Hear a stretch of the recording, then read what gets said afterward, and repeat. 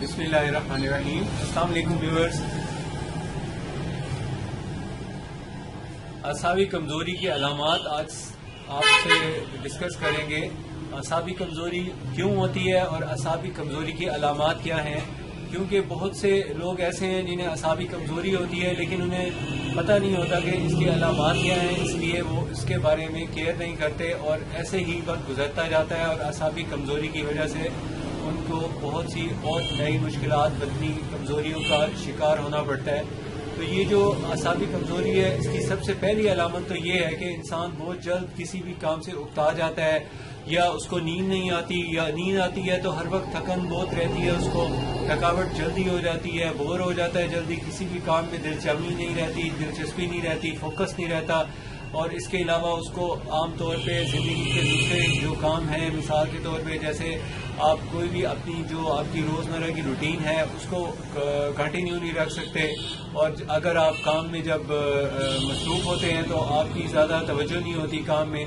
تو یہ جو ساری علامات ہیں یہ ساری اعصابی کمزوری کی ہیں. اس کے ساتھ ساتھ بدن آہستہ آہستہ وزن کم ہونا شروع ہو جاتا ہے، یہ بھی اعصابی کمزوری کی نشانی ہے، کیونکہ یہ جو اعصابی مسلز ہوتے ہیں، پٹھے ہوتے ہیں، یہ جب کمزور ہوتے ہیں، ان کا سسٹم سارا اعصاب کا حرام مغز میں ہوتا ہے، دماغ کے زیر تابع ہے، یہ ایک سینٹرل نروس سسٹم ہوتا ہے، اس کے کنٹرول میں ہوتا ہے یہ سب کچھ. جب یہ ویک ہوتا ہے تو پھر آہستہ آہستہ انسان کی حصے بھی کمزور ہو جاتی ہیں، جیسے سننے کی حص، سونگنے کی حص، ذائقے کی حص، یہ بھی ویک ہو جاتی ہے. یہ سب اعصابی کمزوری کی وجہ سے ہوتا ہے. اور اس کے علاوہ تھکن، بخار رہنا، ہلکا ہلکا بخار ہو جاتا ہے، اور ساتھ میں یہ بھی مسئلہ بہت ہو جاتا ہے کہ مردانہ کمزوری ہو جاتی ہے. مردانہ کمزوری کی بھی ایک وجہ اعصابی کمزوری ہے، اور اعصابی کمزوری کی ایک وجہ مردانہ کمزوری ہے. یہ دونوں ایک دوسرے سے لنکڈ ہیں بڑے، اور اس لیے جب کوئی ایک مسئلہ ہو تو دوسرا مسئلہ اس کے کچھ ہی عرصے میں ہو جاتا ہے. اس لیے بہتر یہ ہوتا ہے کہ جب یہ پرابلمس ہوں آپ کو چاہیے کہ آپ فوراً اپنی کیئر زیادہ کریں، اور اس کی جو ریزن ہیں ان پہ آپ کو چاہیے کہ آپ کنٹرول کریں. جو ریزن یا جو اس کی وجہ بنی ہے اس کو آپ ٹھیک کریں. تو وجوہات جو ہوتی ہیں اس کی سب سے پہلے تو یہ ہے کہ بے اعتدالیوں کو ختم کریں، خاص طور پہ اوور ورک سے بچے. جو کام کا ٹائم ہے کام کریں، ریسٹ کا ٹائم ہے ریسٹ کریں، کھیل کا ٹائم ہے کھیلیں، کھانے کا ٹائم ہے کھائیں.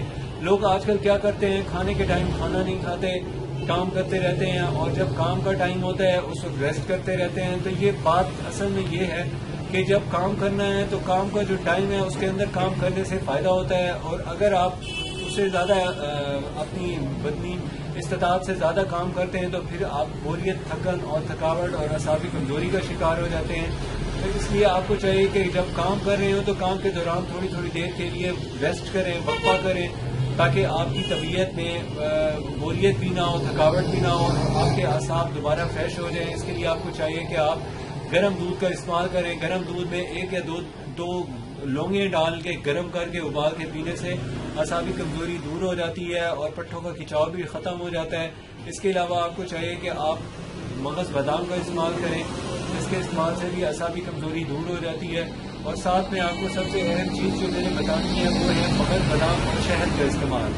مغز بادام کو آپ نے تقریباً 1 کلو مغز بادام لینے ہیں. مغز بادام لے کے اس کو اچھی طرح چھیل لیں. چھیل کے ڈرائی کرنے کے بعد آپ اسے 1 کلو شہد میں ڈال کے 40 دن کے لیے کھلے میں بند کر کے رکھ دیں، کسی گندم کی بوری میں ڈال کے رکھ دیں.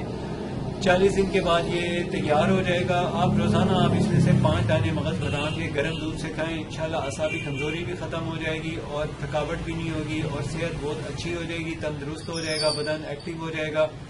ویورز، اگر آپ نے میرا چینل ابھی تک سبسکرائب نہیں کیا تو پلیز سبسکرائب کر لیں. اپنی صحت کا خیال رکھیے. بہت شکریہ.